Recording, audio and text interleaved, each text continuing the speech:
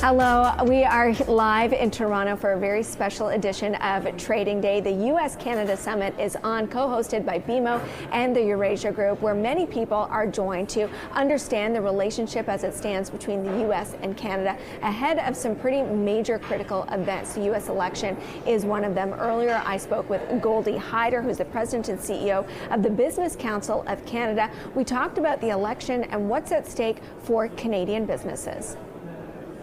Ultimately, Americans are going to decide how they want to be governed and with whom they want to be governed. The role for us is really preparing for whatever happens in November. What does business like? It likes predictability, it likes certainty, and it's looking for some reassurances, for example. A lot of questions are being asked at a forum like this. You know, what happens in the event that a transition takes place to a Republican government? What happens to policies like the IRA? How does the war get affected, the wars that are going on? What happens to the supply chain resiliency? What happens to tariffs? What happens with sort of the aggressive policies that we've heard in that? How would that impact Canada, Canadians and Canadian businesses, who not only are operating, of course, in Canada, we also operate in the United States of America. And so I think there's a hope that common sense will prevail, that there will be, irrespective of who they choose, a calm, a predictable, stable environment, because it's a very competitive landscape globally. And the last thing you want to do as North Americans is put the puck in your own net. In some ways, it feels like we're talking about two outcomes that are radically different.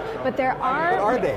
That's what I was going to ask. Are they really? I don't know. I mean, again, if you watch the coverage, there's a sense that both sides are a little protectionist.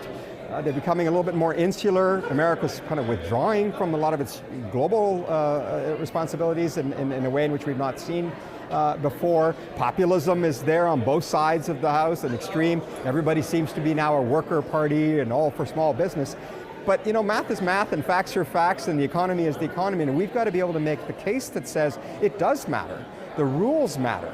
The regulations matter, the trade agreements matter. The existential threat for Canadians today will be the renewal of the USMCA. We just went through it. And now it's a potential. This administration is already saying we're going to treat discomfort and uncertainty as a good thing. Let me assure you, it's a bad thing for business. We also know, we don't know really what will the Republicans do in the event that they come in. Will it be their deal that they own? Or will it be the deal that say, well, the other guy screwed it up and then we need to do it all over again? That unpredictability is not good. I also want to pick up on what this protectionism means for Canadian businesses, because one of the easiest answers for expansion and growth is to go to the US. And they want that. I mean, we're hearing that. And so part of our message has been, it's not in America's interest to have a weak Canada or a weak Mexico. That we need to treat ourselves a little bit more as a group of North Americans competing against Europeans and Asians and Africans and others who are coming together in their own blocks. Of course, politics is all local and we understand what that has to happen, but we've got to show, as I think our government, both federal governments and provincial governments are starting to do, is make the case in the states, in this local, how important Canada, Canadian customers, the Canadian economy is to their well-being. It's about their jobs, it's about their prices, it's about bringing inflation down. There's a great story for Canada to tell. The CUSMA, as we call it here, the new NAFTA, comes due for renewal in 2 years. What are the key risks? Well, look, as I said, having every government, all three governments, come out and suggest that we should essentially reopen the whole thing and renegotiate it is an alarming thought for businesses who are desperately seeking predictable, stable environments. How can a deal that's only just been made, that's only in its early stages, be suddenly requiring to be redone? We should not start there. What we need to do is, in a perfect world, just renew it as is. Let it continue. It's a deal that's good till 2035. But if we fail to come to that agreement, viewers need to know we're talking about going to an annual trade agreement. That is absurd when it comes to building confidence in that economy. If there are issues and there are irritants, let's create some processes to deal with those irritants. Part of it is to just acknowledge and accept when you are going through an adjudication process, a dispute mechanism, honor the agreement. If you lost, you lost. If you won, you won.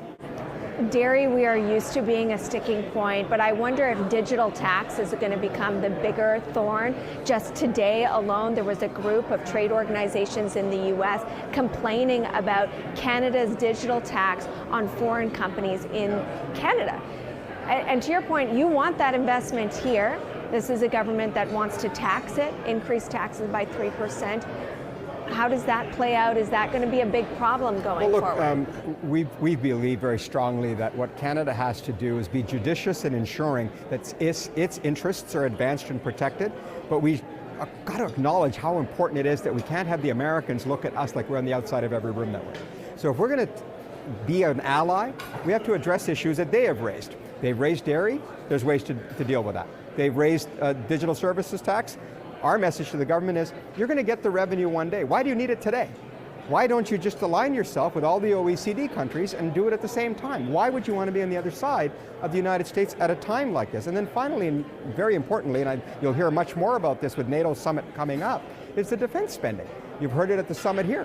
Canadians should be people who are honoring their word. And we are not doing that when it comes to our 2% spending on NATO. And people may say, well, why should I care? Why you should care is we're talking about a very unstable, volatile global environment. Russia is just north of us here. You're seeing what's going on. We have to protect the Arctic. It's a sovereign territory of Canada. We've got to be able to say that we are in for a penny and in for a pound when it comes to our national security, because ultimately that is economic security and vice versa. That's the language of America, and we need to make sure they see us communicating in that way.